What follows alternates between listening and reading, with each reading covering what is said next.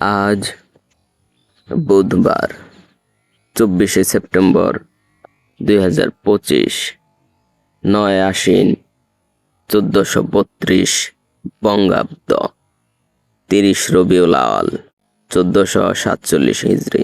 আজ সূর্য উদয় হয়েছে 5টা বেজে 47 মিনিট, সূর্য অস্ত যাবে 5টা বেজে 54 মিনিট। আজকের এই দিনে 1932 সালে মহাত্মা গান্ধী এবং বি.আর.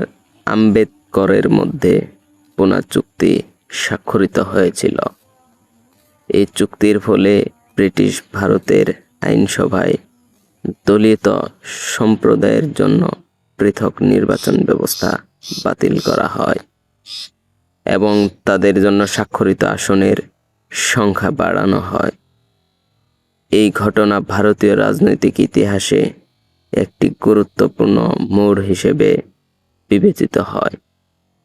তাই আসুন জীবনকে বদলানোর একটি গুরুত্বপূর্ণ দিন হিসাবে আজকের দিনকে গড়ে তুলি।